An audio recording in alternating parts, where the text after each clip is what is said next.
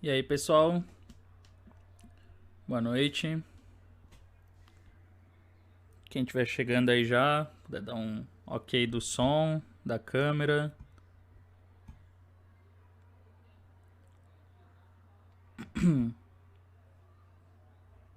Quem estiver por aí.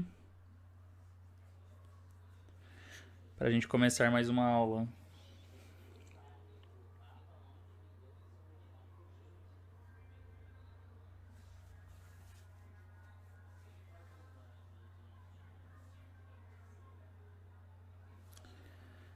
Tudo ok, som e câmera boa, disse aí o Bilson. Ah, beleza. Bom, então... Como sempre, a gente começa aqui e vai chegando uma galera depois, né? Mas... Estamos aqui começando mais uma aula sobre o livro, né? Que já faz aí... Vai fazer um mês que a gente está estudando esse livro. As últimas 4 aulas aí, cada aula foi um capítulo. Esse livro aqui, que é o Giants of Strategy. É um livro legal de xadrez posicional, que eu acho bem instrutivo. Então eu escolhi ele pra gente começar estudando. Boa noite aí. Ah, aí, hein, Daniel, viu que tem uns emotes novos, né? Já tem o do bonde aí. Vocês curtiram aí o emote do bonde? Pra usar quando chegar nas lives da galera aí é o bonde chegando. Então, esse livro aqui tem partidas do Kramnik, Karpov, Petrosian, Capablanca e Ninzovic, gênios do posicional, né? Vários temas posicionais legais. E a gente viu aí o primeiro capítulo foi Torre na Sétima, o segundo Posto Avançado e Coluna Aberta, né?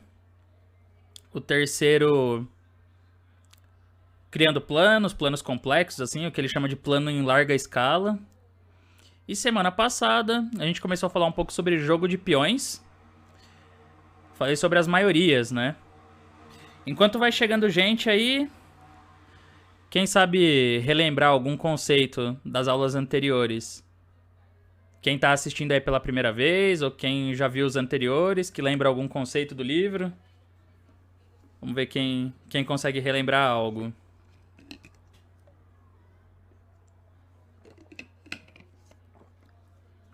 Ficou legal? Aí sim, eu fiz um emote também que é pra usar amanhã.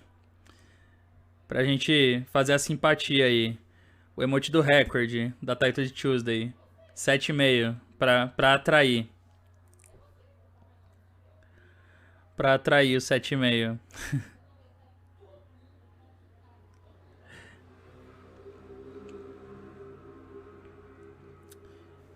E aí, quem tava nas aulas anteriores? O Daniel tava, né? Nas aulas anteriores aí. Souber lembrar algum conceito.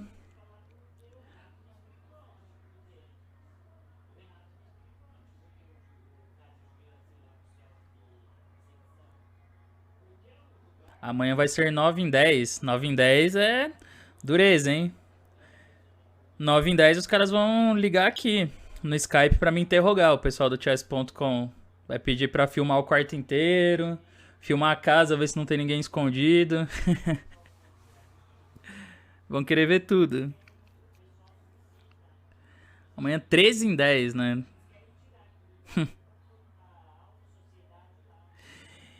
Então, vamos começando aí. Hoje o tema é a ruptura.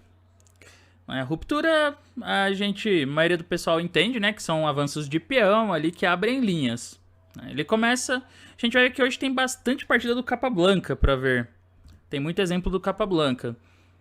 Então ele começa dizendo o seguinte, que o Capablanca, ele... As partidas do Capablanca são muito bons exemplos de como conduzir posições clássicas.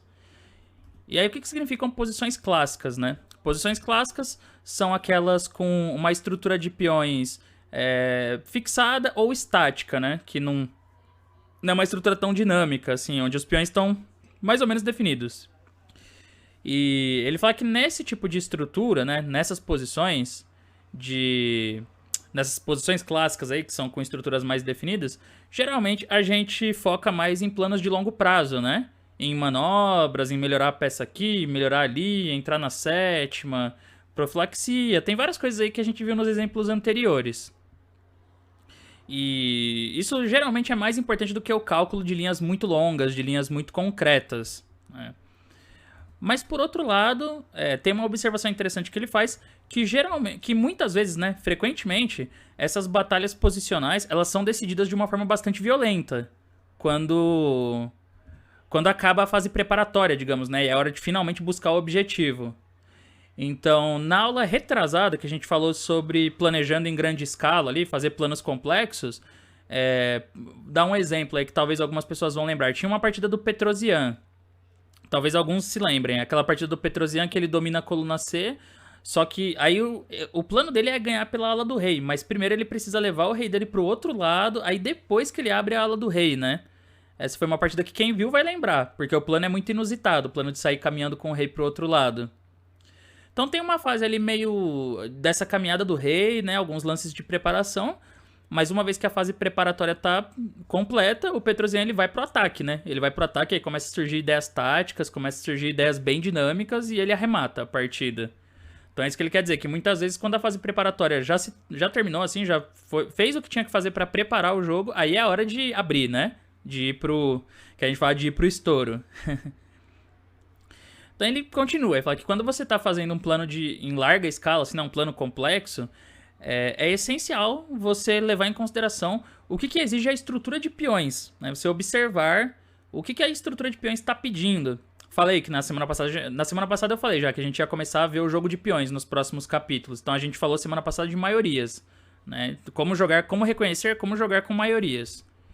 Agora ele diz o seguinte, que sempre que você vai bolar um plano, você tem que pensar o que a estrutura está pedindo da posição, né? Então ele diz que é muito importante não só você se perguntar, né, que tipo de avanço ou que tipo de ruptura eu preciso fazer aqui nessa estrutura, mas também que rupturas, que avanços que eu devo evitar. O que eu tenho que tomar cuidado que o meu adversário vai tentar fazer, né, na estrutura. Seria basicamente você entender quais são os planos que aquela estrutura oferece para você e quais ela oferece para o adversário. Para você saber não só o que você está buscando, como o que você tem que evitar também. Então ele dá aqui uma posição de uma partida entre dois jogadores pouco conhecidos, né, do passado, que não são tão famosos, que eram Alexander e Thomas. Não são jogadores muito conhecidos, mas quem já viu partidas clássicas vai se deparar com algum desses nomes aí. E ele já coloca uma posição aqui. Então eu vou passar direto para o meio jogo. A posição é esta. E quem comenta essa partida é o Capablanca. Quem comenta alguns comentários estratégicos, posicionais aí sobre essa posição. Mas primeiro eu quero que vocês pensem um pouco. O último lance das brancas aqui acabou de ser Dama B2. Que obviamente ataca o peão de E5. Bem claro isso.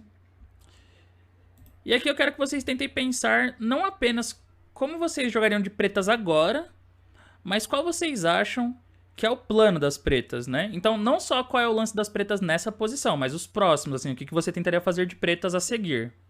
Então, vocês podem pensar um pouquinho nisso. E mandem aí algumas sugestões.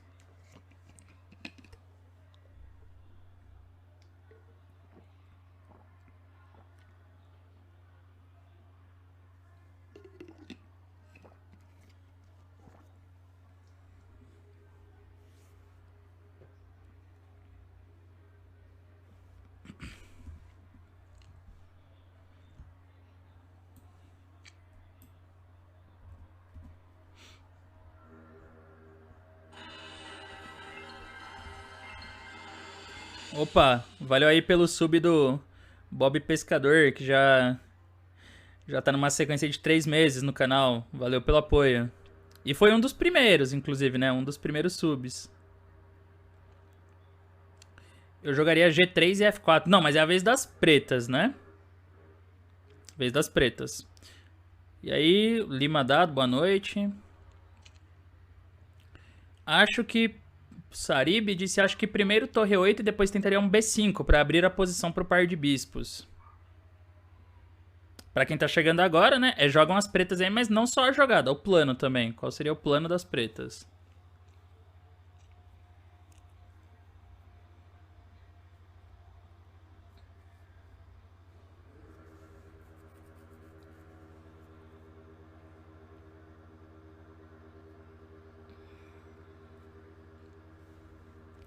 Mais alguma sugestão antes da gente ver como seguiu a partida e também o que o Capablanca pensa sobre essa posição?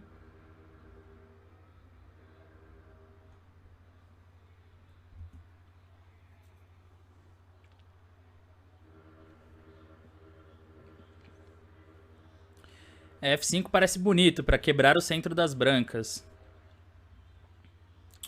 Nesse momento tem que tomar um pouquinho de cuidado, ainda tem que pensar sobre o peão de E5, né?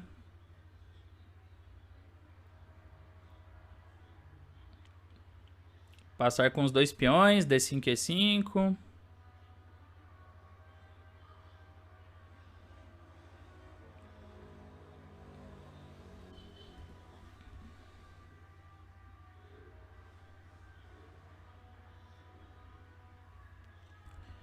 Bom, vamos dar uma olhada aqui, né? Nessa partida aqui, nesse momento, as pretas jogaram F6. Defendeu o ponto E5. E aí o Capablanca, ele faz o seguinte comentário sobre esse lance. Ele diz o seguinte, que aqui as pretas jogam de uma forma pobre, assim. Ele considera que não é o melhor lance, F6. Que da forma como as pretas jogam aqui, parece que não tem um plano definido de ataque. Assim, o preto vai só jogando e esperando para ver o que vai acontecer. E aí ele diz o seguinte, essas posições realmente elas são difíceis de conduzir na prática. E o jogador, quando é assim, ele tem que pensar num plano complexo, um plano de larga escala, que foi o que a gente viu no capítulo 3. Daí o Capablanca menciona o seguinte, que olhando para essa posição, né, a impressão que ele tem, né, a primeira coisa que a gente percebe é que provavelmente o plano das pretas é concentrar as forças no centro e mais tarde buscar um ataque contra o rei das brancas. Por isso ele fala que faz muito mais sentido torre de A8 ameaçando F5. Então esse seria o plano, de jogar torre A8 e tentar quebrar, como falaram aí também, essa estrutura das brancas aqui, de E4 e D5.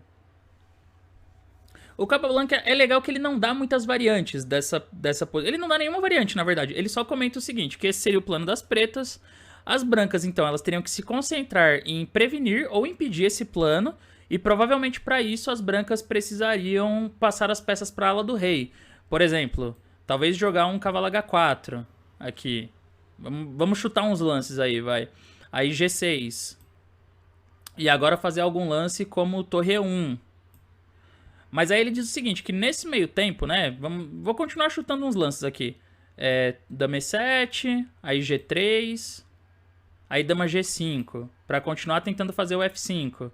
Torre E2, e aí ele vai, que quando vai chegar um momento que as brancas vão passar as peças para a ala do rei, só que aí, neste momento, as pretas, elas têm que abrir pela ala da dama, pra explorar também o par de bispos. Então, por exemplo, bispo D4... Aí dama C2, CD5 agora. Se ED5, F5. E se CD5, torre C8, com uma torre entrando em C3 depois. Então seria mais ou menos isso, né? Lógico que dá pra gente mudar o jogo dos dois lados. Tentar melhorar a posição pros dois lados. Mas o Capablanca explica de uma forma muito prática a visão dele sobre a posição. Tem que tentar fazer essa ruptura com F5... Isso vai atrair as peças brancas para a ala do rei, para não deixar, né? E aí o preto troca. E aí faz uma ruptura pelo outro lado, com C por D5. Então ele mostra aqui um entendimento muito bom, né? Da noção de como usar a ruptura. Como usar isso para desviar as forças do adversário para melhorar a sua posição. Porém, as brancas também não jogaram muito bem depois do F6. E as pretas acabaram ganhando a partida. A noção de que as pretas têm que atacar na ala do rei porque os bispos estavam mirando pra lá, essa é uma pergunta interessante. Então assim, aqui a gente tá olhando, tipo, beleza, o bispo das pretas, o par de bispos, esse aqui tá mirando, né, claramente.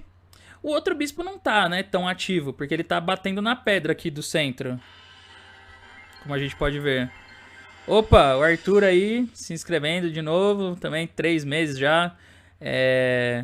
Valeu, Arthur. O Arthur que é também moderador do canal, que anda meio sumido aí, mas tem aparecido até recentemente, né, Arthur? Valeu aí pelo apoio. Valeu por estar acompanhando há muito tempo já, né, antes do canal aí. Valeu mesmo, um abraço. Alguma dica para proteção contra o centro forte? Então, aqui os dois lados têm que prestar atenção nisso, né? Então, assim, o par de bispos tá apontando, mas o bispo de B7 não tá muito ativo. Mas, principalmente, é levar em consideração a estrutura de peões, né? Eu ainda vou falar sobre algumas regrinhas que vocês podem usar pra entender como fazer esse jogo. Mas o que tá restringindo, vou tirar aqui um pouquinho. O que tá restringindo o bispo das pretas de B7 nesse momento são os peões centrais das brancas, por exemplo. Então faz muito sentido a gente querer jogar com F5. Porque o F5 ele vai abrir a coluna F, então vai ativar essa torre, e vai enfraquecer o ponto D5, o que significa que o bispo de B7 fica mais forte. Ou seja, faz bastante sentido, né, tentar enfraquecer esses peões aqui, de E4 e D5. Porque com isso você vai conseguir ativar duas peças das pretas no mínimo. A torre e o bispo, além de que o peão de E começa a entrar em movimento também. Mas, por outro lado, as brancas não responderam bem, assim. As brancas não responderam da melhor forma. Depois de F6 aqui jogou torre B1. É um lance meio sem sentido, né? Torre AD8. A4 ameaça A5, mas aí bispo A6. Torre E1, torre aqui. E por fim, ele conseguiu fazer o F5 uma hora ali, né? Conseguiu abrir a posição aqui. Bispo E2 trocou, tomou de E e E4. Aí o preto até conseguiu avançar os peões e ganhou a partida eventualmente, né? O peão de E3 tá bem forte, o bispo de C5. O resto da partida não é tanto de interesse da gente, assim, pro nosso tema. Mas é importante ver essa explicação do Capablanca aí, porque ela é bastante instrutiva sobre como você orienta o seu plano de acordo com a estrutura de peões, né? E sempre considerando a ruptura. Agora vamos ver um exemplo interessante do Ninzovic, porque algumas pessoas podem perguntar, tem alguma regra, né? As brancas nessa partida jogaram sem plano, com certeza. O preto demorou, né, pra engrenar o plano, mas o branco nunca teve plano nenhum, o que é muito pior. Então, assim, uma coisa que às vezes as pessoas perguntam tem alguma regra pra eu considerar, né, um avanço de peão ou uma ruptura? E sim, tem uma regra bem legal que quem descobriu, né? Quem descobriu, assim, entre aspas, o primeiro a falar sobre isso foi o Ninzovic, no meu sistema. Então a melhor forma da gente entender essa regra é pegando uma partida do Ninzovic. Partida Ninzovic e Bernstein, de 1923. Vou direto para a posição interessante aí, rocks opostos. Foi um peão-dama, né? Que o Ninzovic rocou pequeno aí, rocou grande, quer dizer. E aqui as pretas jogaram E4. Então, logicamente, o branco tem que decidir para onde que vai esse cavalo. Então, eu quero que vocês pensem um pouco e digam aí para onde vocês levariam o cavalo das brancas. Para onde que vocês acham que tem que ir este cavalo?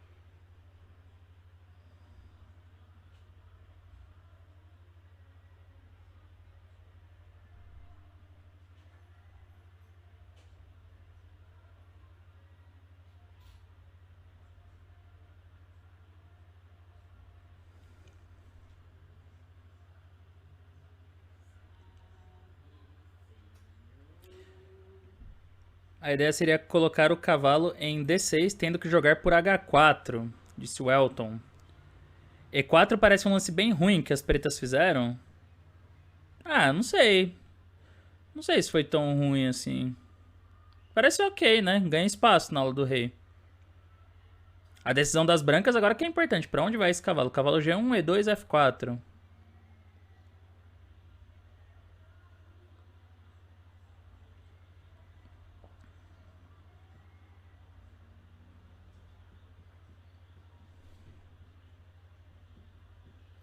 E aí? Cavalo D2 para manobrá-lo para A3. Acho que é B... A3, né? O lance aí que o Lima Dado tá dizendo. E conseguiu fazer A4, A5, A4, B5, tá?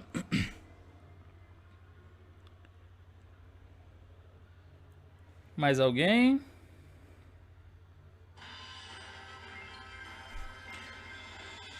Opa, valeu Arthur aí, que deu uma inscrição pro Sarib, que tá sempre nas lives também, né? Valeu.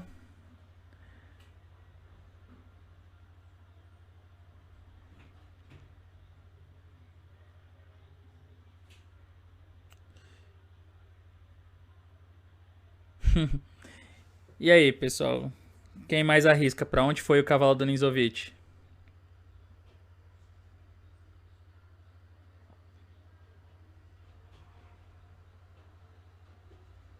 Esse não tem como ir pra H1, né? Teve uma aula aí que todo mundo ficou impressionado com o cavalo H1 do Ninzovic.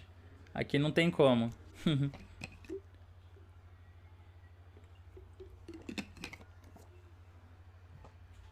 Mas, bom, vejamos. O Ninzovic nessa posição... como tinha sugerido aqui o Lima Dado, cavalo D2 parece bem mais natural, né? Porque esse cavalo G4, por exemplo, ataca F2, mas as brancas fazem cavalo B3. E aí ele até sugeriu depois como continuar o plano, né? A4 e B5, romper na ala da dama. Cavalo B3 defendeu ali com a dama, então tá tranquilo. Só que o Ninzovic não jogou cavalo D2 nessa posição. Ele jogou cavalo H4.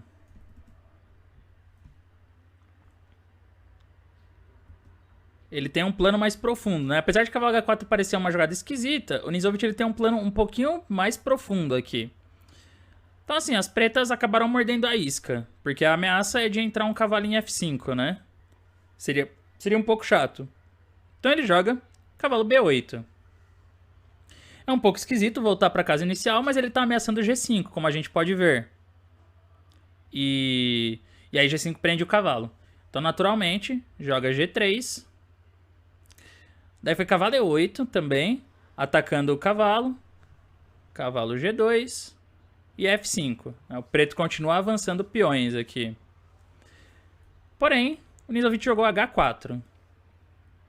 E essa é uma formação interessante, né? O cavalo em G2, com os peões em F2, G3 e H4.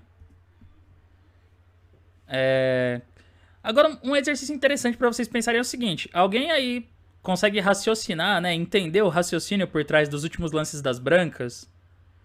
Porque realmente parece muito mais natural o plano sugerido antes ali, né? De passar esse cavalo para D2, depois B3.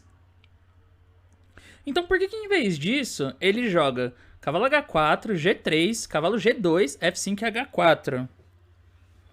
Parece que ele tá querendo bloquear as rupturas das pretas na ala do rei. Exatamente. Esse é um ponto bem importante e é uma coisa que eu falei ali no começo, né? Antes da gente começar a ver os exemplos. Que você tem que levar em consideração o seu plano estratégico se perguntando não só o que a estrutura oferece pra mim, né? O que eu tenho que fazer de acordo com essa estrutura, como também o que o meu adversário vai tentar nessa estrutura. Pra você pensar em como você... Tipo, se você precisa ou não, né? Evitar o plano do adversário e como você vai fazer isso. Essa era a ideia, mas depois de G6 não conseguia colocar em cavalo F5 para cavalo D6. Exatamente. Tá certo, Elton. G6 evitava, né? Era melhor G6 do que cavalo B8, inclusive. Então, o raciocínio do Ninzovic aqui é o seguinte. A gente tem que olhar de novo para a posição do lance 11, né? Ele pede aqui o autor, voltando aqui. Então ele usa uma expressão que eu resolvi traduzir livremente como a ponta de lança da estrutura das pretas. Vamos dizer que a ponta de lança é a parte mais avançada da estrutura ali, é a ponta. Vamos chamar de ponta, a ponta da estrutura, é o peão mais avançado. A ponta da estrutura das pretas é em E4. Então o Ninzovic percebeu o seguinte, que em situações como essa, onde tem uma cadeia de peões é quando vários peões se apoiam em sequência. Isso é uma cadeia de peões. Quando tem uma cadeia, a gente tem uma ponta da cadeia, que é o peão mais avançado. O plano natural, né? O plano lógico para você continuar progredindo com essa cadeia de peões é você avançar um peão até o lado da sua ponta, do seu peão mais avançado. Então essa é a ideia das pretas aqui, romper com F5 e F4 na ala do rei. Por quê, né? Quando o peão chega ao lado do mais avançado, você começa a criar ideias de abrir colunas ou, né, de criar novas fraquezas na posição das brancas. Por exemplo, de trocar em E3 e deixar um ponto fraco em E3. Para explicar isso um pouquinho melhor, teria que fazer uma aula só de cadeia de peões. Mas basta entender essa regrinha do Ninzovich, que você vai... Quando você tem uma cadeia de peões, você tem que descobrir, né? Quer dizer, descobrir não, você sabe qual é a ponta da cadeia. E aí o seu plano é avançar um peão até ficar do lado do peão mais avançado.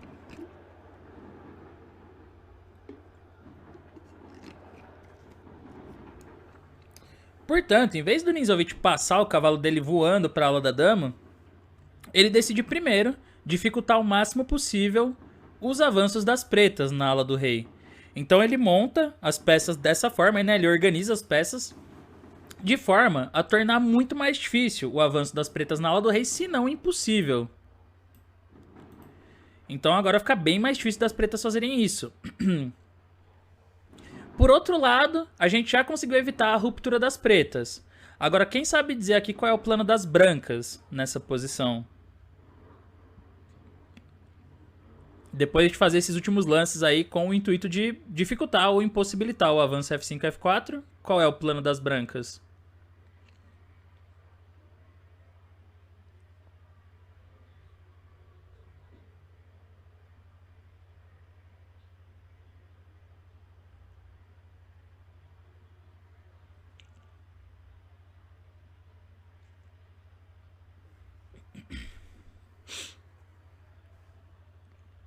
A 4B5?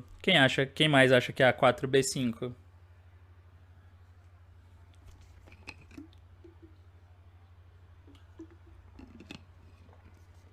Boa noite a quem tá chegando agora, o Lugatic. Tem problema não, a aula tá começando, a gente tá na segunda partida.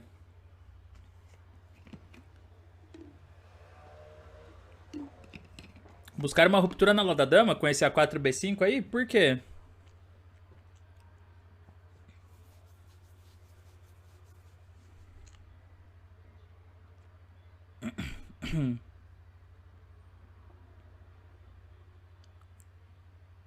Tem alguma razão para essa ruptura na ala da dama ou vocês só estão achando legal a ideia?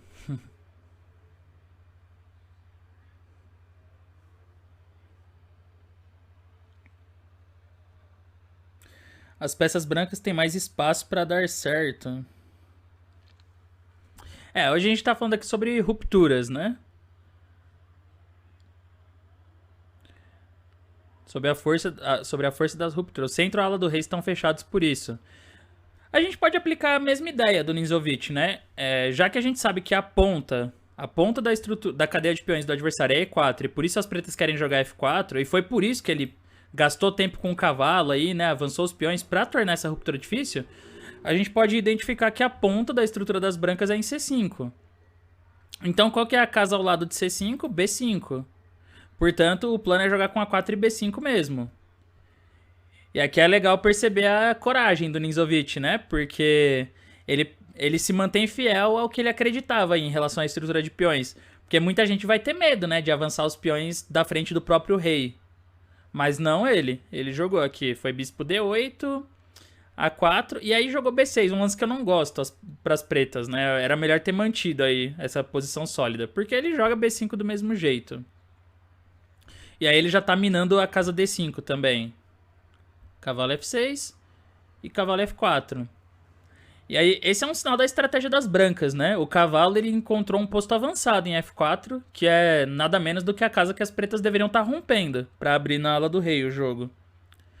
Então seguiu AB, dama F7, aí jogou bispo E2, bispo aqui, aí toma bispo F4, porque se tomasse em B6, aí tem BC6, cavalo C6 e cavalo por D5, que ataca aqui, né?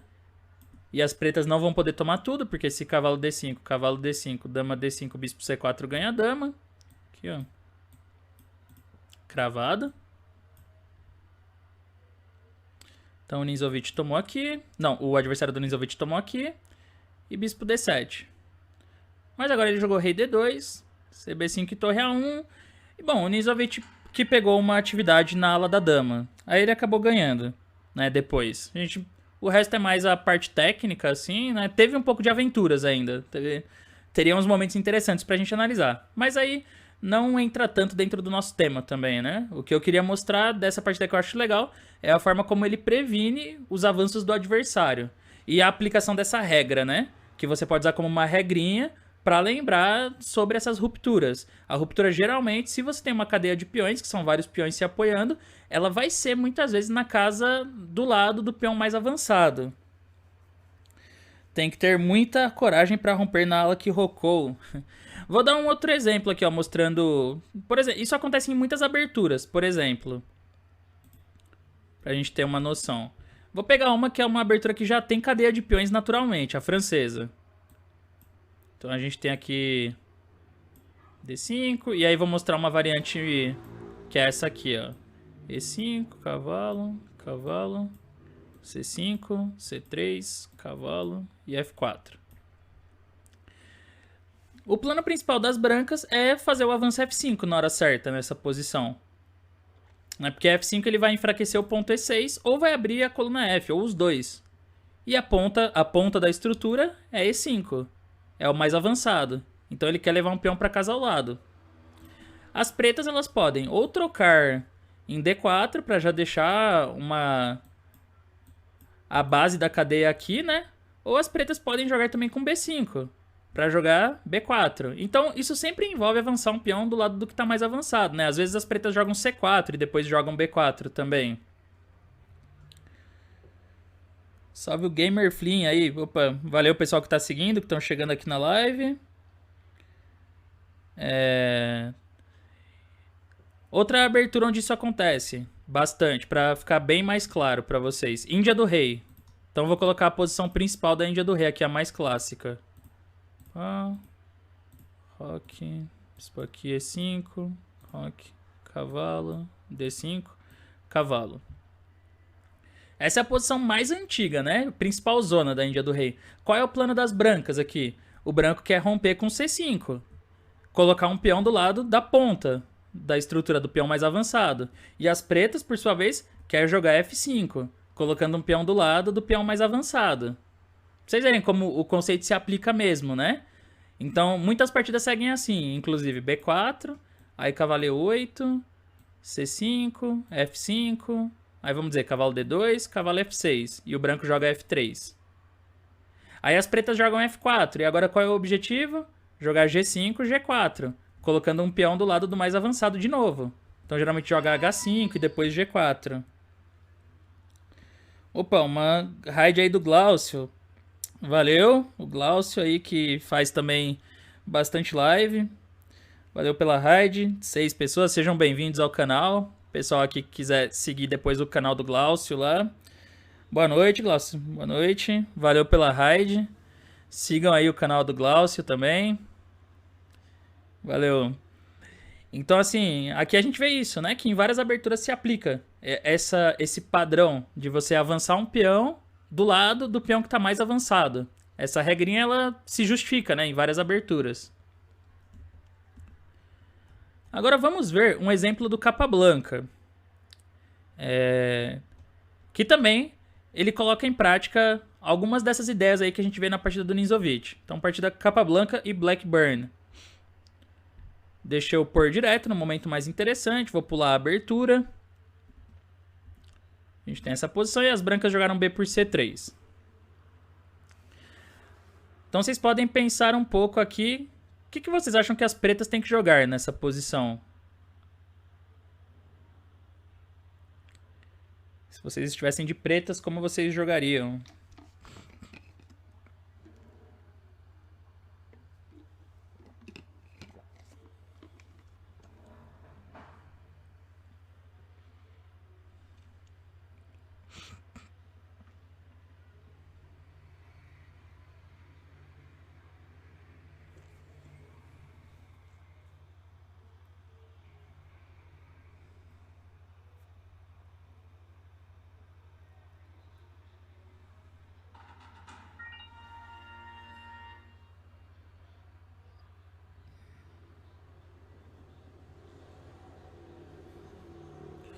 Respondendo aqui o...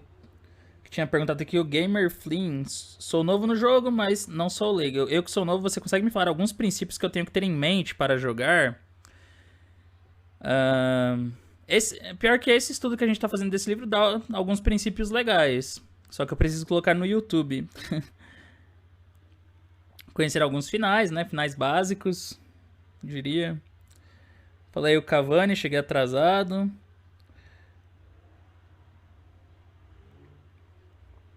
E agora o Cavani já falou cavalo F5 de pretas.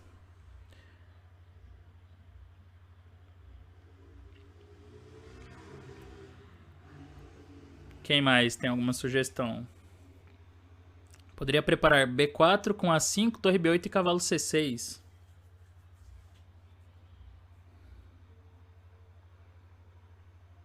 Aprendi xadrez com a primeira ideia de lutar pelo centro.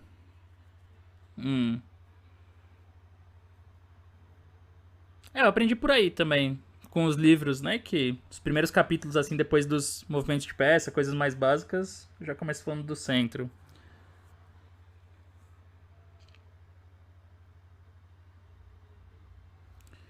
E aí, pessoal, mais alguma sugestão? Jogam as pretas.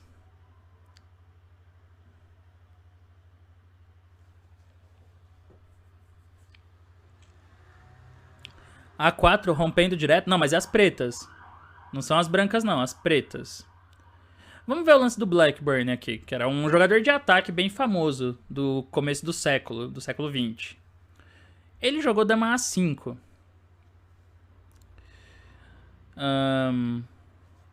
Bom, dama A5 é um lance meio estranho, né? Tipo, meio... é um lance meio superficial, né? Vamos ser bem sinceros aqui. O tema dessa partida é parecido com o da do Ninzovic, assim, que é, digamos, uma disputa entre as rupturas. Você tem que entender que quase sempre, quando tem uma cadeia de peões e uma estrutura meio fixada, assim, onde os peões se chocam e se fecham em duas cadeias, vai ter rupturas pros dois lados. Então você vai ter uma ruptura e seu adversário também, tem que estar atento a isso. Ele jogou dama A5, mas o certo, mesmo pras pretas, seria C por D3. Porque aí ele impede que o Capablanca fique com um centro forte, que estabeleça um centro firme. Mesmo, tudo bem, aqui as pretas vão ficar com um peão isolado, né? Mas não deixa o branco ficar com um centro muito firme. Ele jogou dama A5, daí o Capablanca fez bispo D2, e agora ainda era C por D3, né? Mas jogou bispo G4. E agora? O que as brancas jogam?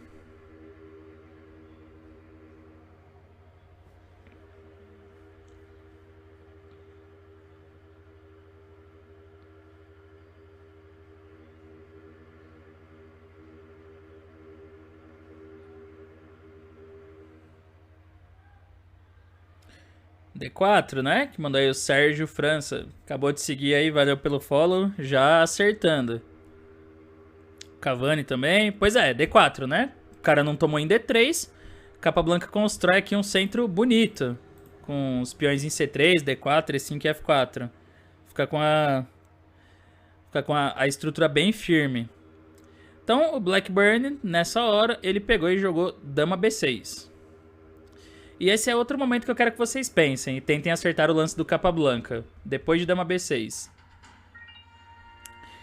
O que as brancas jogam agora?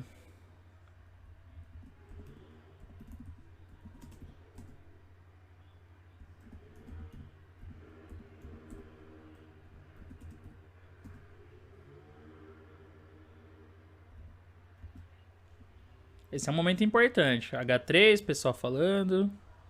H3 para G4.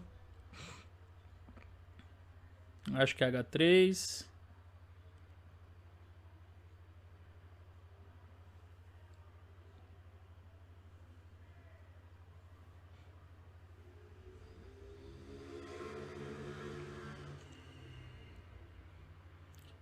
Torre B1 aí. Duas pessoas falaram Torre B1. Sérgio e o Elton. Por que Torre B1? O pessoal que tá mandando H3 já quer pegar o par de bispos, né?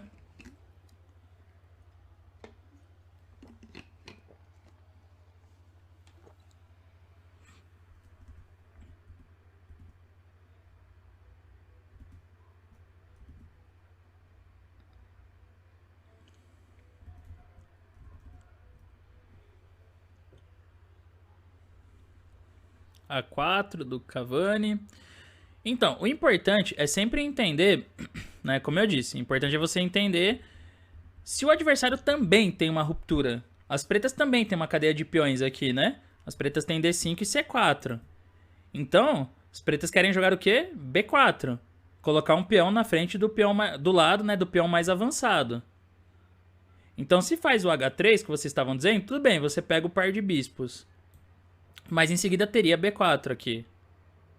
E esse B4 ele vai desestabilizar, né, a cadeia de peões das brancas. Porque bate diretamente na base, que é o ponto mais fraco da cadeia, é a base, porque ela não está defendida por peões. Então, isso pode enfraquecer D4, né, enfraquecer C3, criar um peão passado em C4. Seria muito mais difícil do Capablanca jogar por vantagem com o centro instável. A gente pode dizer isso. Portanto, o Capablanca ele percebe que ele tem um forte centro ali, ele tem uma maioria na ala do rei que ele pode usar, né? Só que primeiro ele precisa se assegurar que o adversário não vai poder usar a ala da dama, não vai poder romper ali. Por isso ele fez o lance que havia sido sugerido. Torre B1. Torre B1 controla a casa B4. Agora vai ser bem mais difícil. As pretas, por sua vez, elas jogaram A6 aqui, né? O Blackburn. Que acaba sendo uma postura... Boa noite, Quinte. Desculpe o atraso, estava na Júlia. Ah, beleza. Boa noite aí. Boa noite, continuamos aí o estudo do nosso livro, do Giants of Strategy. Então, aí o que o autor comenta aqui é o seguinte, que o Blackburn ele assume uma postura bem passiva, né? Puramente defensiva na ala da dama, quando ele joga esse A6. Então isso já é um sinal de uma derrota posicional, assim, para as pretas, né? Porque significa que a maioria que ele tem ali na ala da dama, esses 4 peões, contra os 3 das brancas, não serve para nada, ele não consegue usar essa maioria. Então, quando ele não consegue usar essa maioria, o que a gente chama? Do que a gente chama essa maioria? Isso foi visto na semana passada. Como que a gente se refere a uma maioria que não pode ser explorada, assim, que não avança, que não cria problemas? Ela não... Quem lembra o termo? O conceito? É uma maioria que não...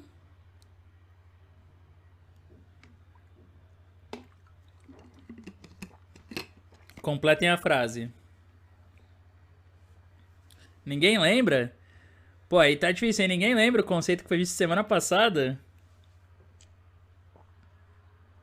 Ah, tô... Que isso? Tem que lembrar os conceitos. Não progride.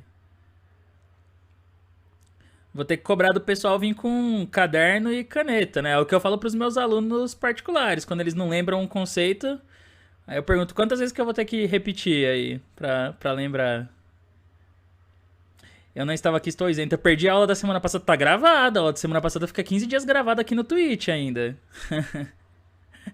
Não tem essa desculpa, né? Não foi um conceito que foi visto na primeira aula. Que a primeira aula daria pra falar, não, mas essa já não tá mais no Twitch, já sumiu o vídeo. A gente fala que a maioria não funciona quando ela não avança. Eu falei desse conceito semana passada. Maiorias que funcionam e que não funcionam. Então a maioria das pretas, ela não funciona, porque não avança. Perguntaram aqui, não poderia jogar A3? A5, quer dizer, minto. A5 pra tentar forçar o B4? Pois é, só que depois de A3, não consegue jogar o B4. E talvez, né? Talvez não, certamente as brancas ficaram com medo do peão de B5 ser um alvo aqui. De levar uma pressão em B5 agora, porque quando tirar a dama o peão tá caindo. Então, por exemplo, se joga cavalo C6, já leva um bispo A4, ó. Leva uma pressão em B5 ali. Aí não adianta jogar B4 porque toma em C6 e caiu o peão. Peão a menos. Então acho que foi por isso que o Blackburn não entrou nessa posição, ele jogou A6. Só que nesse momento ele fica com a maioria que não funciona. Daí o Capablanca fez H3. E nesse momento, as pretas deveriam ter jogado, provavelmente, bispo F3, dama F3 e mandar um F5 já, pra tentar bloquear a ala do rei. Tentar pelo menos controlar a maioria ali. Só que ele jogou bispo F5. Esse não foi um lance bom. Então, mais um momento pra vocês pensarem aí qual foi a jogada do Capablanca agora. O que vocês jogariam de brancas nesse momento? Tem que começar a usar a régua pra bater na mão.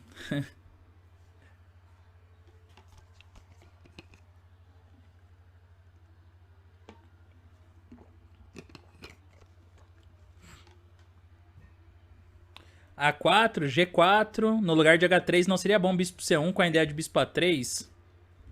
Eu já comento já sobre essa. Sobre esse bispo C1 aí, bispo A3.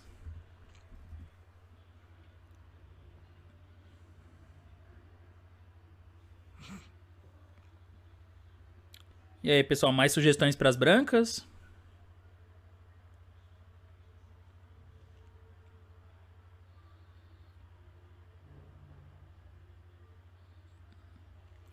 G4 parece bom, mas não expõe muito o rei branco?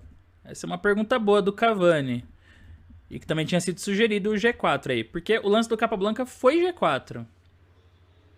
Agora eu vou responder uma pergunta aqui do Welton, que tinha perguntado e que o Talent Player falou que pensou na mesma ideia de bispo C1 para bispo A3. No lugar do H3, né? Passar esse bispo aqui. Então, essa é uma diagonal interessante pro bispo, né? A gente bate o olho e já parece que fica bonito mesmo o bispo nessa diagonal. Provavelmente é um lance jogável, né? Mas, assim, é importante você tentar seguir sempre uma lógica em relação ao capítulo que a gente tá vendo, né? E aqui a gente tá falando sobre as rupturas. Então, da mesma forma que o Capablanca, ele para a maioria das pretas, com esse lance torre B1 aqui, ele dificulta o avanço da maioria das pretas, agora ele começa a focar na própria maioria, que é esse 4 contra 3 na ala do rei.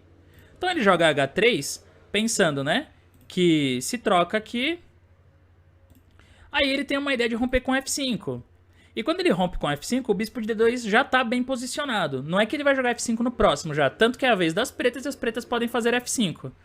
Mas assim, como ele tá querendo avançar os peões da ala do rei, ainda não é tão claro se o bispo tá mal em D2, pra você precisar passar o bispo pra A3, entendeu? Você ainda pode melhorar o bispo de D2 mesmo. Não precisa ainda trocar ele de diagonal. Porque o plano de bispo C1 e bispo A3 a gente vai ver que passou pela cabeça do Capablanca. Mas no momento ele quer primeiro ameaçar colocar os peões em movimento. Então depois do bispo F5 foi isso que ele jogou, G4. Ele continua avançando a maioria. E a dúvida do Cavani aqui, falando sobre se não expõe o rei branco, é instrutiva, porque muita gente pode se identificar, e porque o autor fala sobre isso. Então ele fala assim, eu entendo se você se sentir um pouco relutante em avançar os peões da ala do rei desse jeito, jogar H3, G4, porque afinal, quando a gente tá começando a ver livros de partidas, de estratégia e tal, lances como H3 ou A3, eles já são meio que descritos como enfraquecimentos desnecessários da ala do rei, né? Lances que não precisava e que enfraquece.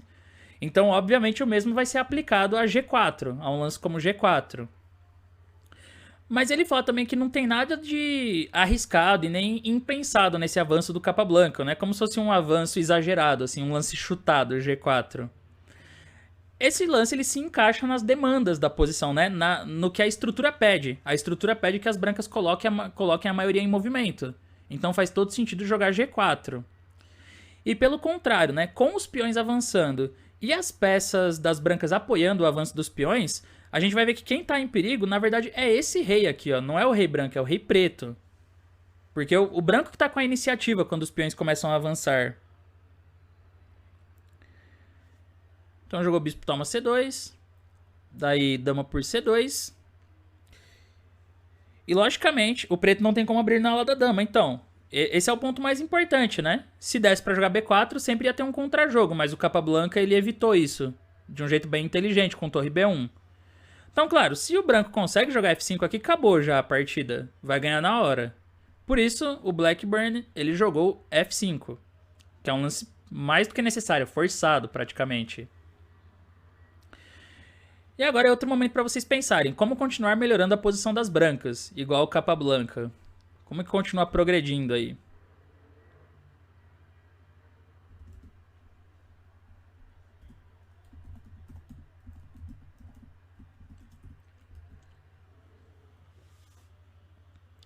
Esse G4 seria interessante mesmo que o bispo não estivesse em F5, certo? Para mover e fortalecer o ataque de peões. Certamente ele ia considerar G4, mesmo que o bispo não estivesse em F5. Mas só ajudou, né? Quando as pretas jogam bispo F5, só ajuda. Porque aí ele manda o G4 ganhando tempo ainda.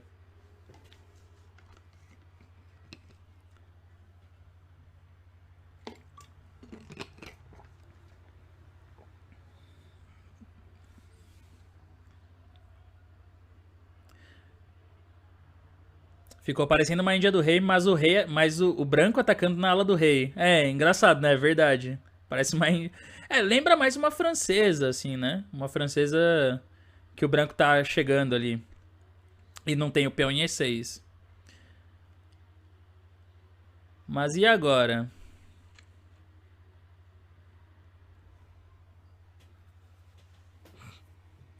O G5 para manter fechado e abrir em H depois.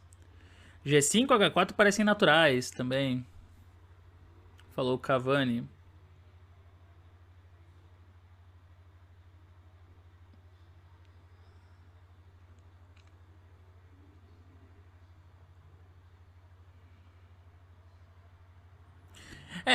Assim, o problema que você tem que pensar nessa posição é o seguinte: o branco já criou uma tensão na aula do rei, com o peão em G4 e o outro em F5.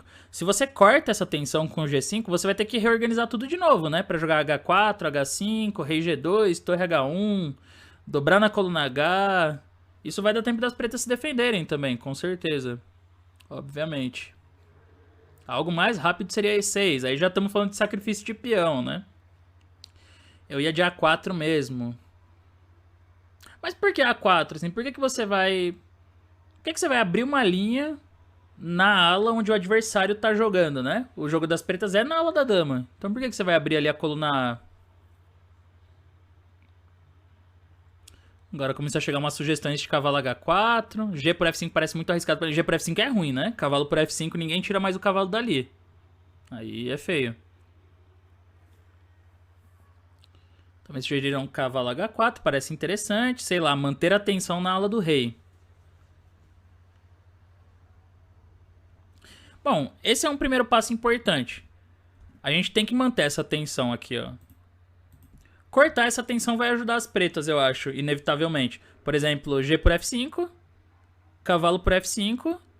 Tá lindo já, né, pro preto. Cavalão aqui, que ninguém tira mais. Vixe, acho que o preto tá quase melhor já com o cavalo em F5. Ainda a coluna F aberta pra bater em F4. Sem chance. O G5 não dá a casa F5. Mas depois vai dar um trampo aqui, né? Pra continuar abrindo ali. Porque vai ter que jogar H4, H5. Aí você vai ter que passar as peças pesadas pra fazer um ataque na ala do rei. Que nem é tão garantido que vai dar certo, porque o bispo tá sempre ali pra defender. E quando você passar suas peças pro outro lado, vai chegar aqui, ó, o contra-jogo. Quando passar ali pra direita. Então, o Capablanca, na verdade, ele joga RH2. Que acabaram de sugerir aí. RH2 foi o lance do Capablanca.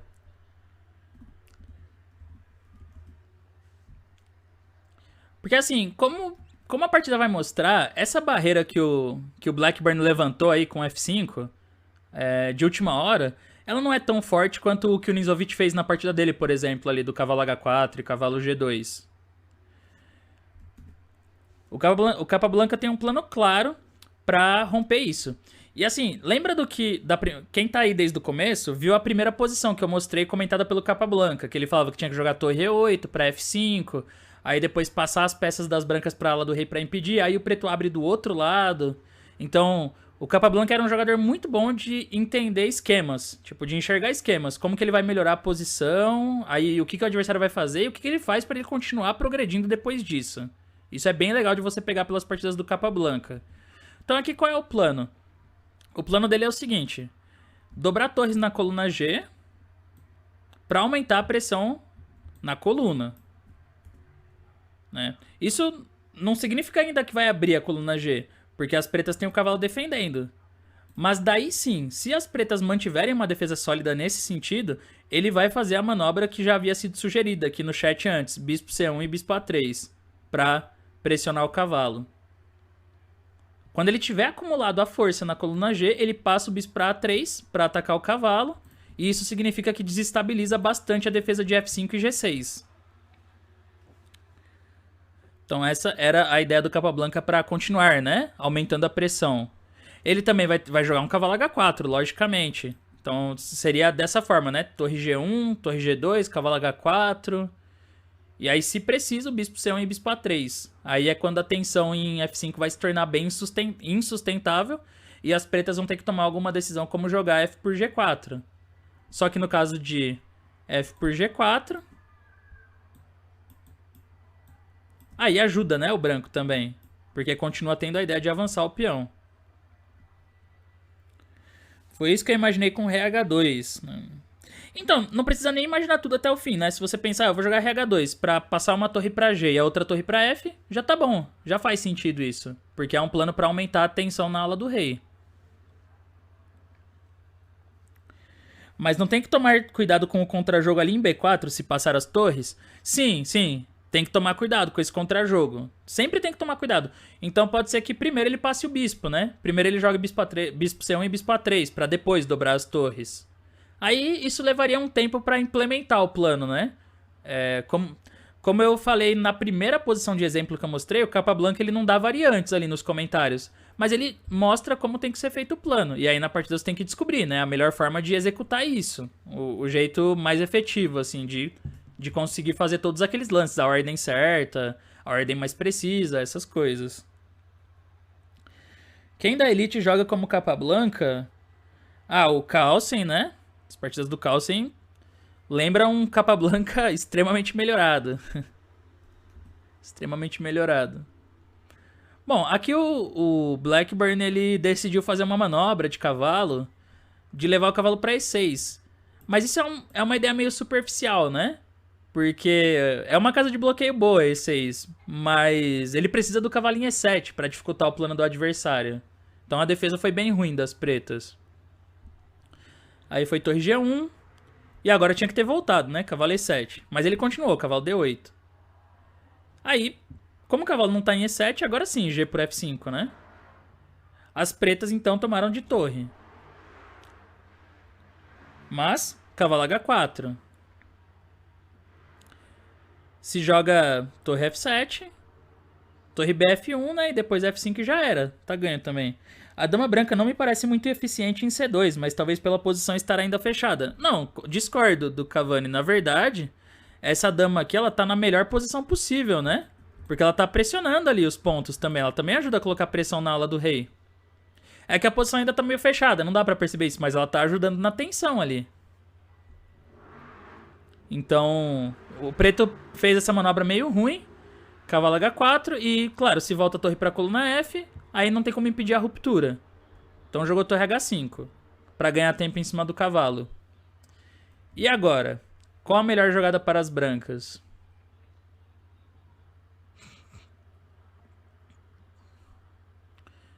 O adversário só ajudou, mas a ideia do Capablanca foi boa.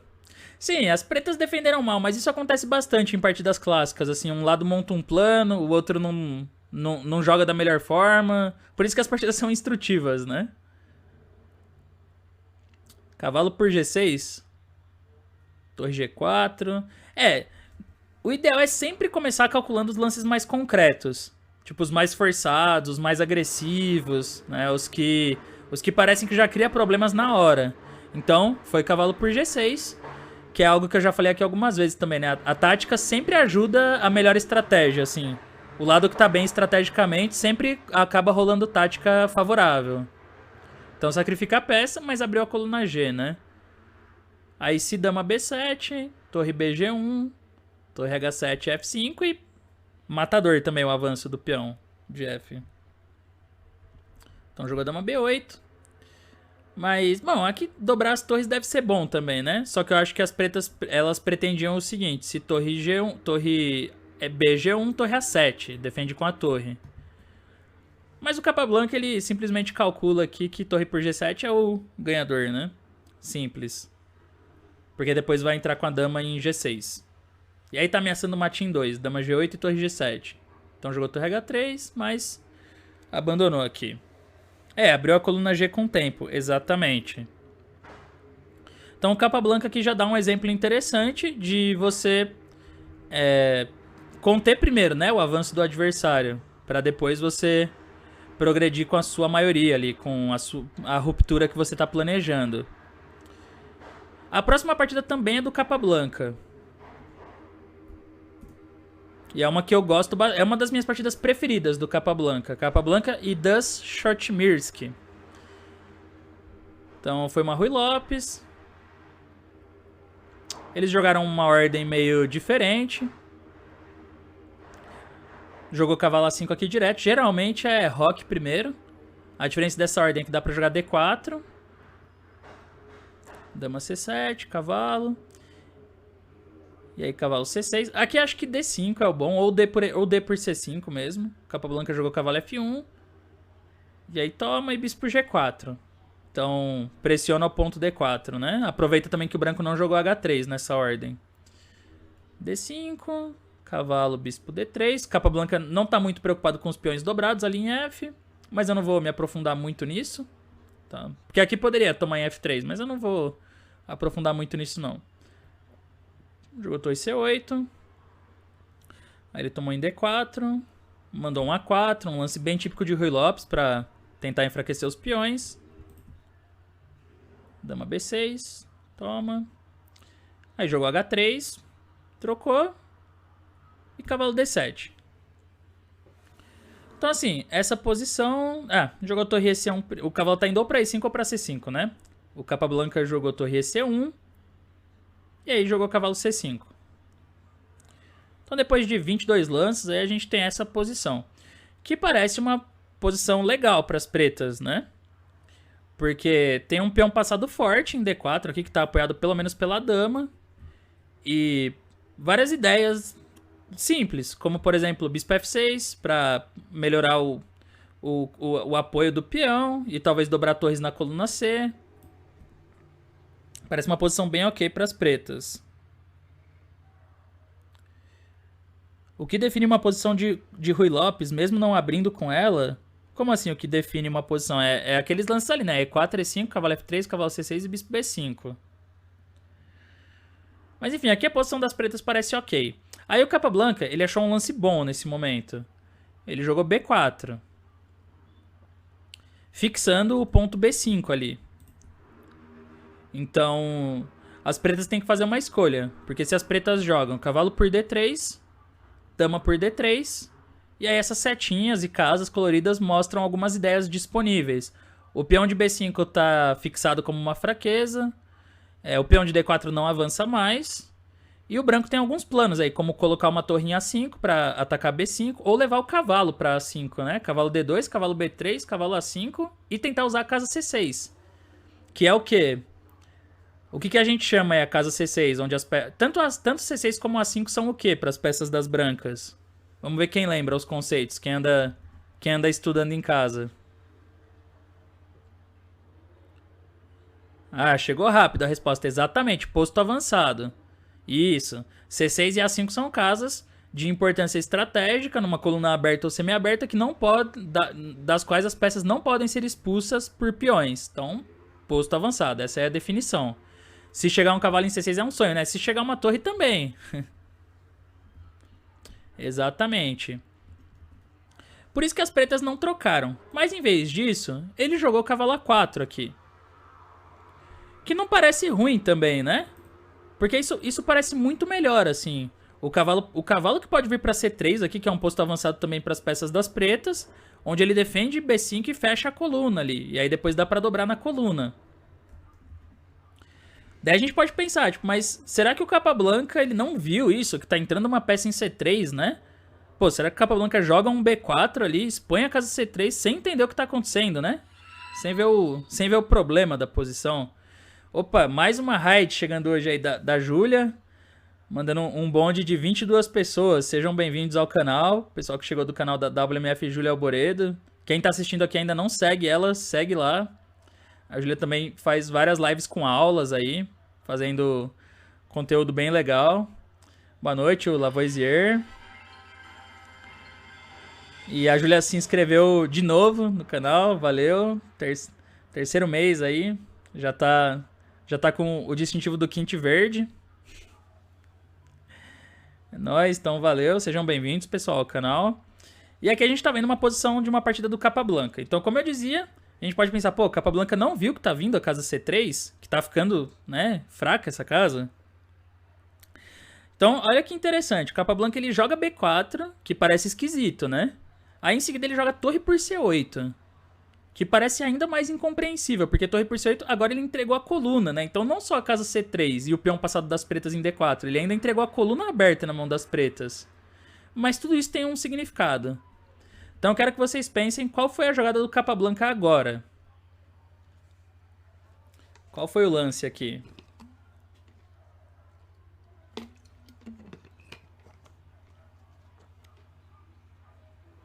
Vamos ver quem acerta.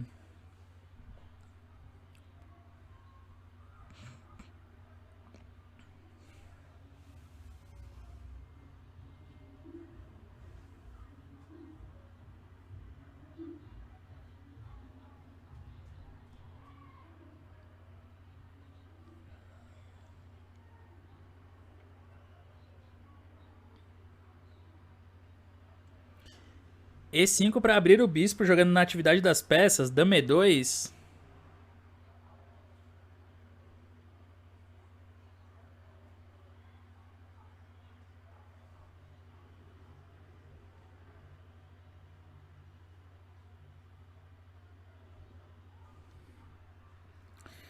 Cavalo F3. Boa noite aí pro Leon. Leon que jogou aí a última batalha de subs, né, do canal. Mesmo sem ser sub aí, chegou pra completar o time contra o Milharal. E5, a galera falando. E5 pra abrir o bispo. Com a ideia de se D por E5, dama F5. Ameaça a torre H7. Cavalo E2 pra levá-la até C6. Ah, então... Então tem esse detalhe, né? Depois de E5 aqui...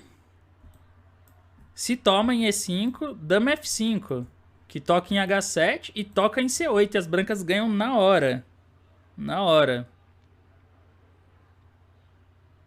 Então, este foi o lance do Capablanca. E5. Se jogasse dama E2 ali, que falaram, cavalo C3, né? Não cria nenhum problema para as pretas. Portanto, E5. Foi a jogada do Capablanca. Esse é um dos lances mais impressionantes que eu já vi em partidas do Capablanca, pra falar a verdade. Por isso que é uma das minhas preferidas. Mas vamos ver como que o autor do livro aqui, o Neil MacDonald, que é um GM em inglês, como que ele explica, né, essa jogada. Porque a explicação é bem legal também. Ele fala assim, que E5 é um lance inesperado e ainda assim totalmente consistente com o tema, né, o conceito de colocar um peão ao lado do seu peão mais avançado. Então é aquela ideia que eu falei, de quando você tem um peão mais avançado, a ponta, né? A ponta da sua cadeia, colocar um peão do lado. Pra ganhar mais força aí a estrutura. Então ele fala que o peão aí se move pra ficar ao lado do de D5. Mesmo assim, né?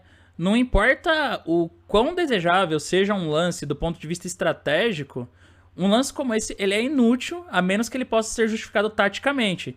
Então é bastante essencial aqui que D por E5 seja respondido, que possa ser respondido com dama F5, que ataca C8 e H7 ganhando no ato. Aí ele fala o seguinte, mas então o que as brancas conseguiram, né? Com esse avanço de peão, assim, com essa ruptura. O que as brancas conseguiram aqui com essa ruptura? Primeiro de tudo a gente percebe que o bispo tá mais ativo agora, que abriu a diagonal do bispo. Então essa é a coisa que já salta aos olhos, assim, você olha e vê que o bispo das brancas ficou mais ativo. Além disso, as brancas têm a possibilidade de jogar E6, que não só segue abrindo, né, a ala do rei das pretas, como também cria um peão passado, que vai ser muito mais perigoso do que o de D4, porque o peão em E6 ali já apoia entradas em F7, além de enfraquecer o rei das pretas. Ele fala que esses são alguns benefícios óbvios, e eles são de fato importantes. Mas se a gente olhar um pouco mais de perto, a gente vai perceber que E5, na verdade, ele mudou o valor relativo de todas as peças no tabuleiro. Então ele fala que esse avanço, ele provoca uma certa mudança na gravidade, assim, da posição. Ele meio que altera a gravidade da coisa.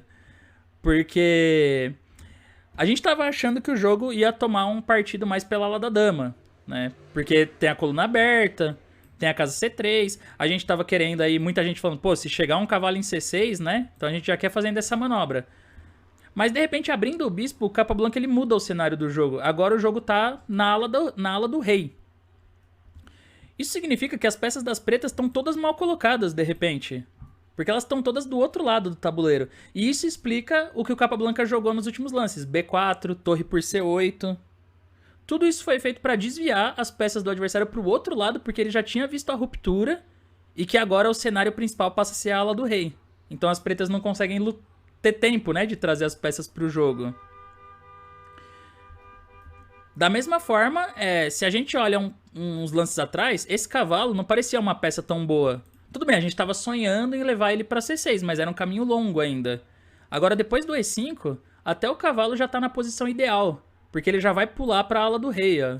Para F5, para E4, ele já começa a ajudar no ataque. Então essa ruptura ela muda completamente o cenário da partida, ela muda o valor das peças, altera tudo. Impressionante, né? É um lance que até hoje, quando eu vejo assim, eu acho muito bonito. Todo o conceito por trás e que o Capablanca já tinha visto antes, né? Quando ele jogou B4, torre C8. Parecem lances descuidados, mas na verdade ele tava com um conceito muito mais profundo por trás. Então é o que ele diz, né? Tipo, uma ruptura bem feita pode mudar o curso da partida. E mesmo assim, isso só funciona porque tem o dama F5 ainda.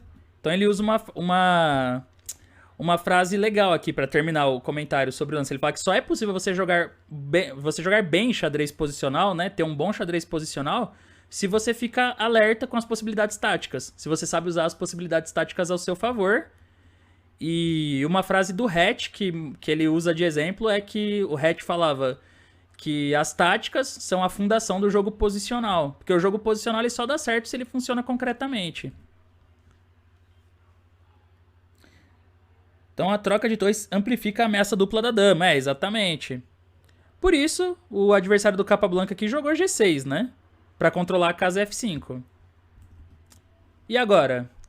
Como as brancas continuam?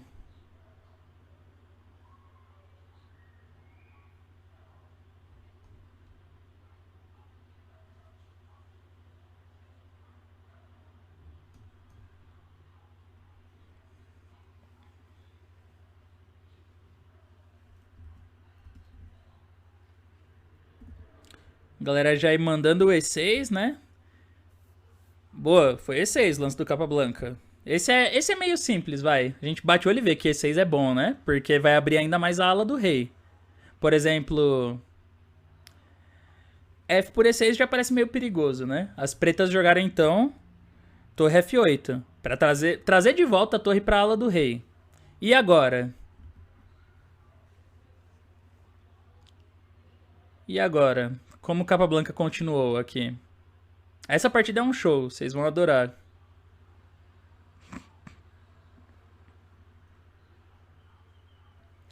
A minha maior dificuldade quando eu jogo é pensar nos lances do adversário. Como só jogo Blitz, quando eu começo a pensar no jogo do adversário, eu começo a perder muito tempo. No Blitz. É que no Blitz é muita coisa intuitiva, né? Superficial, assim, não dá mesmo pra checar tudo. Dama E2 agora. Cavalo G3. E se F por E6 aí, atacando a dama?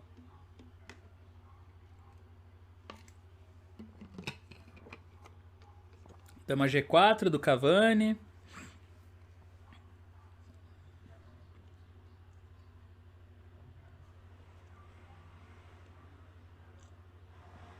Joga 10 minutos, a sugestão do Álvaro é legal, essa é uma sugestão boa. 10 minutos é um ritmo até que dá pra você pensar melhor, né? Quanto mais tempo, melhor, assim.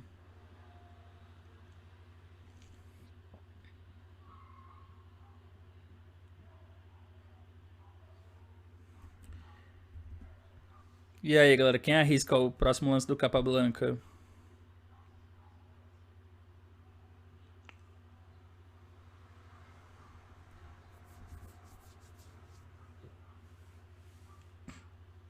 Falaram dama E2, dama G4, cavalo G3. Eu insisto no cavalo G3. E se F por E6 aí, o que vocês estão pensando em fazer?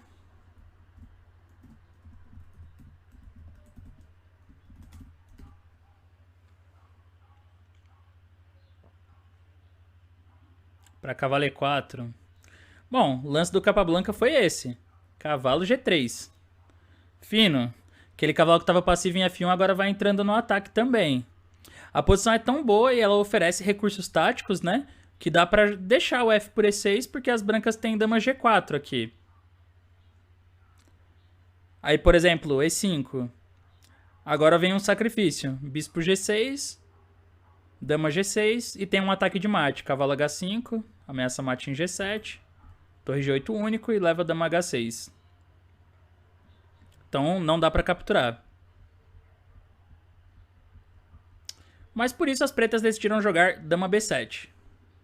Tentando assim, defender a segunda fila com a dama, talvez, né? E também liberando aí pra voltar com o cavalo.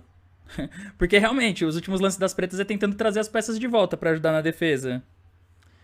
E agora? Dama G4 antes, prevenindo F por E6 não era bom? Perguntou o Cavani. É que assim, F por E6 não era uma ameaça, né? Como mostra. Depois de cavalo G3, se F por E6, dama G4, o branco tá ganho. Mantém pelo menos uma pressão muito forte. E com cavalo G3, a vantagem é que você coloca uma outra peça, né, no jogo. Você não joga com a dama, assim, que é uma peça que já tá desenvolvida. Traz mais uma peça. Faz muito mais sentido. E aqui? O que o Capablanca fez agora?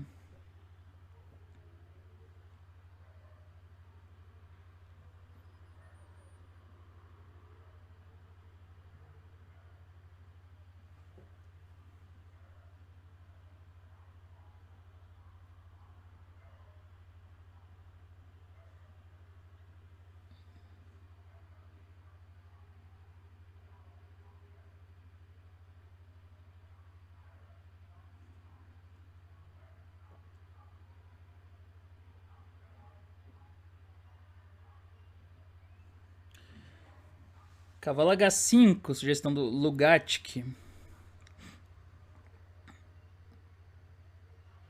Mas aí dá pra jogar F por E6 agora, não dá? Dama G4 do mesmo jeito. Talvez cavalo H5, cavalo C3. Porque não tem muita ameaça cavalo H5, né? Não ameaçou nada. Se o GM Evandro Barbosa se convenceu de migrar pra Twitch, não sei, faz um tempo que eu não pergunto pra ele isso. Vou perguntar pra ele depois. Cavalo F5, sugestão do Sérgio França.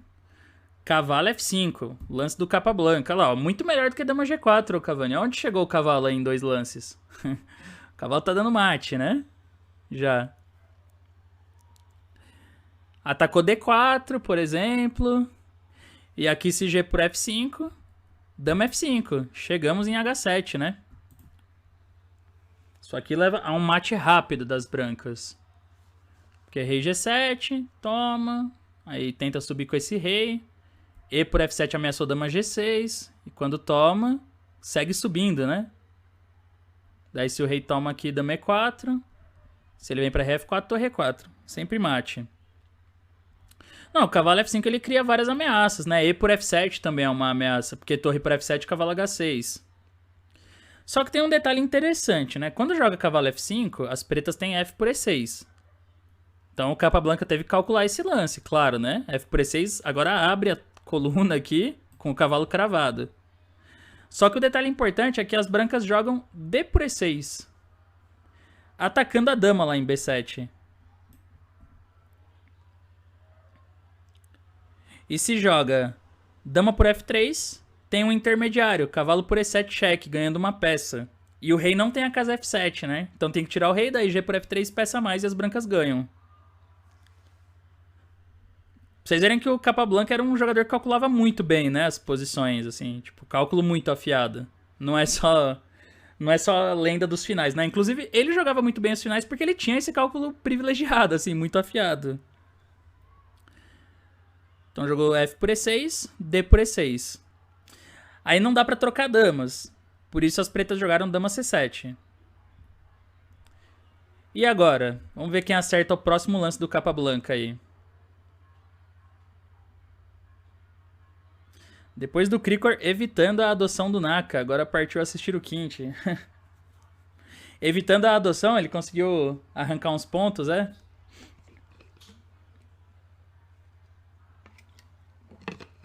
Ele devia adorar entrar nesses cálculos. O Capablanca, ele fazia isso muito nas partidas. Golpinho, tipo, golpinho em 2, 3 lances, ele não deixava escapar nenhum. Nenhum. Não é à toa que era um jogador muito forte de Blitz, o Kappa. Ficou conhecido como o jogador de Blitz mais forte do mundo na época.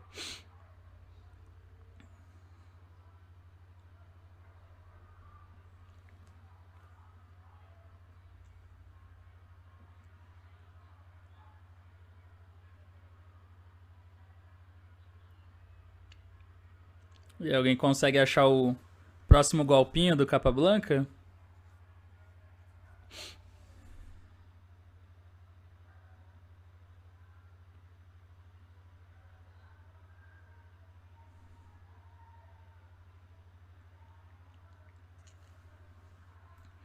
Tô com a mão coçando pra finalmente capturar em B5, mas acho que é muito passivo. Ahn, torre por F5, né? Daí dama 8 ainda. Ganha um peão, né? Serve pra ganhar um peão, pelo menos.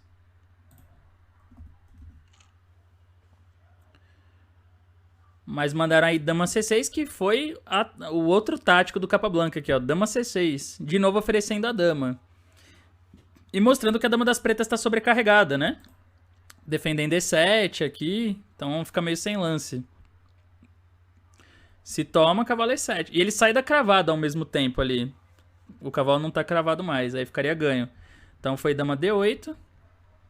Só que aí cavalo E7, dama E7, bispo B5. Finalmente acabaram os fogos de artifício e o Capablanca tá ganho. Então foi cavalo C3, aí ele mandou um dama D7 aqui, o último toque. Né? Porque se dama F6, E7, e ninguém segura esse peão mais, não precisa se preocupar com dama F2 porque RH1 e não tem nenhum cheque nem nada, e o peão vai promover. Então tomou em D7, porém bispo toma. Aí de novo não dá pra segurar o peão passado. Aqui a questão é que se joga D3, E7, aí D2 toma, né? Toma e bispo G4, não dá tempo de recuperar ali a torre. Então jogou torre B8, mas aí E7, F7, torre E1, as pretas são obrigadas a entregarem uma qualidade. E o resto foi simples pro Capablanca. Aí ele converteu sem nenhuma dificuldade, só trazer o rei e tal. E as pretas ainda seguiram jogando, mas só pela diversão mesmo.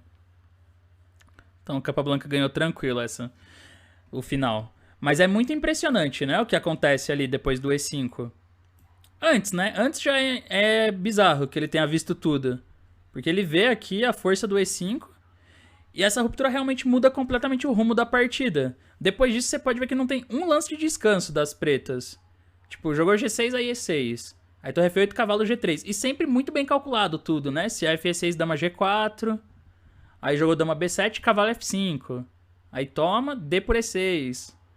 Dama C6. E quando ele para de bater assim no cara, daí é porque tá ganho já. É porque já acabou a partida. Capa golpes, né? Muito boa. Exatamente, muito boa essa partida. Gostei também. E a próxima também é do Capablanca. Capablanca e Spielmann.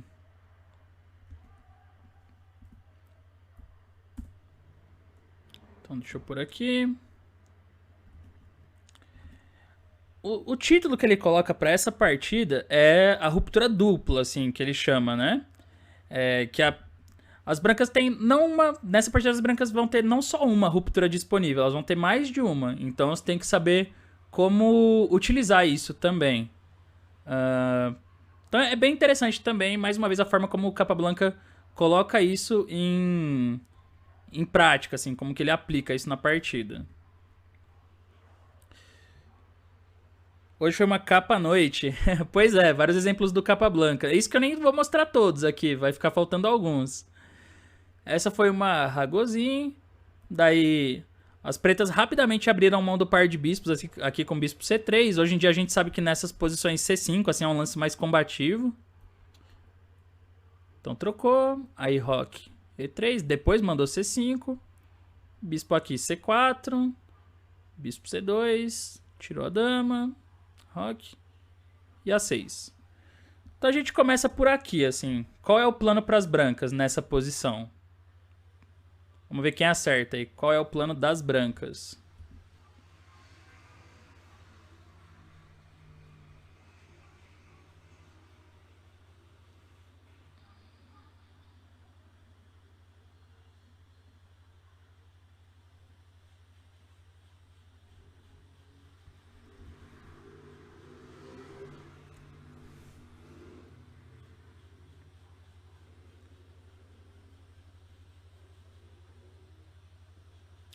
Preparar o E4, jogar E4.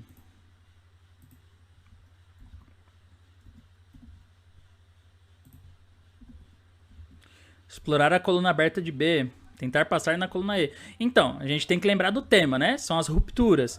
E a ruptura, a gente aprendeu aí a regrinha que é o quê? Você avançar um peão do lado do seu peão mais avançado, da sua ponta, né? A ponta da cadeia. A ponta da cadeia aqui é D4. Então, o plano natural é avançar E4. Por isso, as brancas têm que preparar essa ideia. Tem que preparar para romper ali no centro. Então, ele joga a torre F1. Faz todo sentido, né? Ele quer jogar depois cavalo D2, se possível E4. Ou se precisar de mais preparação, F3 e E4. Esse é o plano da estrutura. Logicamente, o Spielmann, que é um jogador que era um jogador de ataque, assim, em si, ele era um jogador bem agressivo, ele percebe que se as brancas conseguirem jogar E4, a posição vai ficar muito perigosa, né? Então ele dá um jeito de tentar evitar isso. Aí joga dama E6, primeiro, para sair da cravada. Quando o capa branca faz cavalo D2, ele quer jogar cavalo E4. Mas cavalo E4 aqui não dá, porque toma, dama por C4 ganha um peão. Então primeiro ele joga B5. Faz sentido, né? Ganha um tempo em cima da dama. Agora, de curiosidade, vamos ver quem tem algum palpite aqui. Onde vocês acham que o capa branca colocou essa dama agora? Essa dama aqui, ó. Vamos ver se alguém acerta. Pra onde vai a dama do capa branca?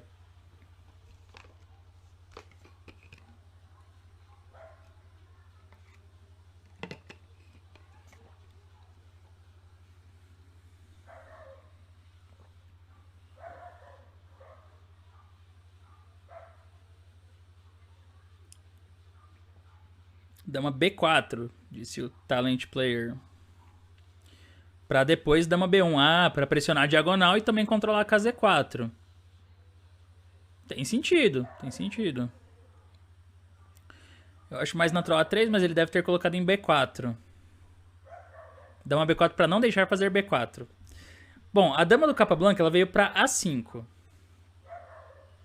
Não foi nem pra B4, nem pra A3, ela foi pra A5. Eram 3 opções aí, né? 33% de chance de acertar. E aí o Spielmann continuou aqui com a ideia dele, que era cavalo E4. Pra bloquear o centro, né? Afinal, se ele jogasse primeiro bispo B7, ele não conseguiria evitar a ideia das brancas, porque agora o capa branca faz F3, e ele vai levar um pouco mais de tempo, mas uma hora ele vai mandar E4, assim. Um dia vai chegar esse E4 com força. Então jogou cavalo E4. Cavalo por E4. E aí, D por E4, ele conseguiu o objetivo dele aí, que era colocar um peão em E4 para não deixar a ruptura das brancas. Então agora é hora de pensar como que o capa branca jogou depois disso. E aí? Por que dama A5? Vai ficar claro, calma. Logo logo a gente vai entender.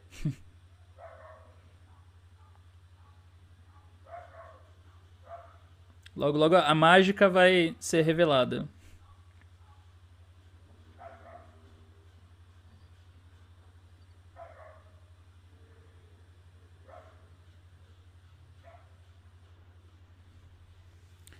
A4 é a sugestão do Vini Show 77.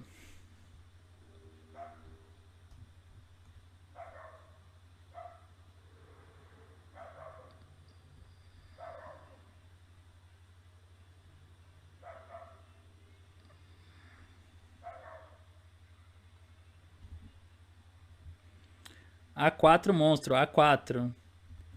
Exatamente. Foi A4. E como ele comenta aqui, esse é um exemplo clássico de conversão de uma vantagem em outra, né?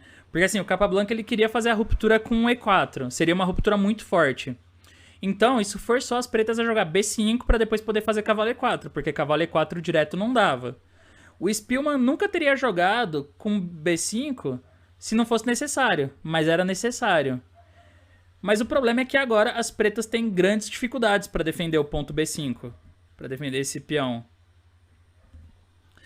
Afinal, né, B por A4 não parece uma opção legal aqui. Parece bem ruim, na verdade, né? Torre por A4 ou dama por A4 e ele tá com problemas tanto em A6 como em C4. Então, não é uma opção que ele tá considerando seriamente. Mas ele tentou resolver de uma forma inteligente a posição aqui. Então o Spielmann fez o seguinte, ele jogou dama D5 agora. Afinal, ele defende B5 com a dama e ganha um tempo em cima do bispo de G5. Mais um momento legal aí. Qual é o lance do Capablanca agora?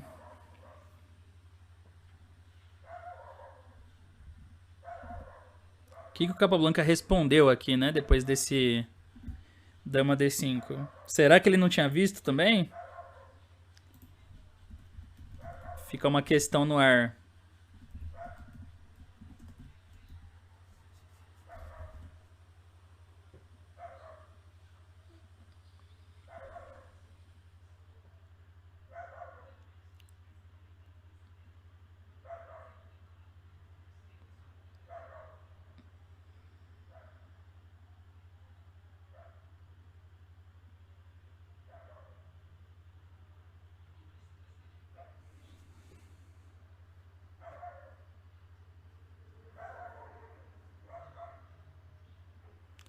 Bispo E7. Ah, bom, aí torre E8. Bispo E7 pra bispo B4? Mas aí não... Não é só jogar bispo B7 depois? Tipo, bispo E7, torre E8, bispo B4, bispo B7. E põe o bispo em C6, assim. E defende tudo legal.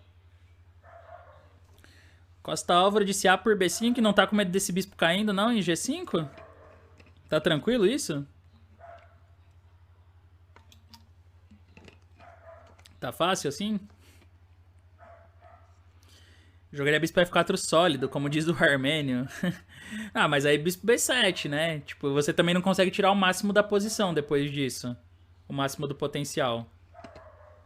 Bispo F4. É que basicamente qualquer lance vai ter bispo B7 das pretas.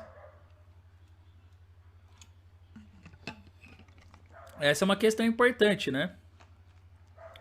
Bispo E4 valente agora, dama por E4, aí A por B5 mesmo.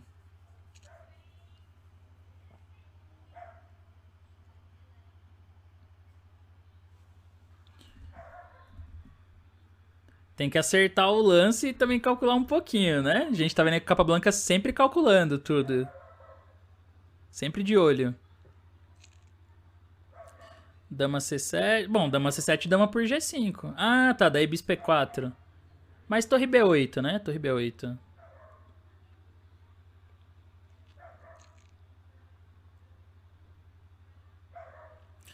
Bom, o Capablanca ele jogou A por B5. Pá, A por B5. Deixa o bispo ali no ar. O ponto é que agora ele joga bispo toma E4. Também. Então ele entrega a qualidade. E aqui a gente vê outra conversão de vantagem, como o cara observa, né, no livro. Que a gente, de novo, é uma conversão de vantagem. Ele tá transformando o bispo em 3 peões. Só que um desses 3 peões é imparável, né? Que é torre B8, B por A6. Eu desconfio que se jogasse torre A7, agora eu tava pensando nesse aqui, né? Torre A7. Capablanca tem um arremate elegante nessa posição, né? B6. Porque esse não tá analisado no livro, mas eu tenho certeza que é B6. Dama toma, B por A7. E ninguém pega o peão ali. E a dama tá atacada ainda, né? Então se jogar dama por A1, torre por A1, cavalo B6, assim, mas não muda nada, né? Toma. E fica esse final triste pras pretas. Que além de tudo vai cair esses peões, algum deles ainda. Então acho que era isso. Torre A7, B6, dama toma B7 e ninguém segura o garoto. Mas jogou torre B8. Só que aí foi B por A6. E esse peão ele é imparável, né? Muito rápido. Já tá na sexta, inclusive. Então seguiu torre B5 para tentar lutar um pouco. Dama C7, né? O bispo tá preso em C8 também. Cavalo B6, A7. E aqui tentou ainda o Spielmann, que era um jogador de ataque, né? Tentou alguma bagunça com o bispo H3 pra defender a casa 8 ali, pra ameaçar mate. Porém, torre de EB1. Capablanca nem tem pressa aqui de promover o peão logo. Ele joga simples, né? Que é pra justamente as pretas não terem como controlar ali a casa 8 da promoção. Então, bem mais preciso torre de EB1. Aí, F5. Volta o bispo. F4E por F4. E as pretas abandonaram já. Afinal, vai perder bastante material aqui, né? Porque depois que cair o cavalo, não tem como impedir a promoção do peão. Então, assim, a moral dessa partida é... Quando você tem uma ruptura e o adversário... Ele faz um plano para impedir a sua ruptura... Você tem que procurar alguma outra, porque geralmente vai surgir, né? Se ele tiver que fazer lances de peão, então, no meio do caminho, para impedir seu plano, aí vai surgir outro tipo de ruptura na posição.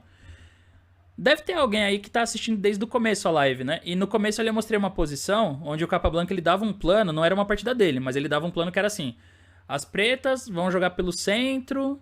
Vou até voltar aqui na posição, vai, que não custa nada. Então, deixa eu voltar. Essa foi a primeira que a gente viu na live. Essa posição aqui, né? Inclusive, como agora tem mais gente, quem não tava aí do começo pode pensar um pouquinho. Qual vocês acham que é o plano para as pretas nessa posição?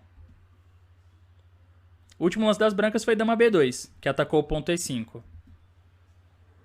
Então vocês podem, quem não pegou a live do começo, a aula de hoje, pode tentar acertar agora, é a primeira posição. Qual é o plano para as pretas? F5, mas não tá caindo E5? Tem que dar o lance e o plano, né? Os dois.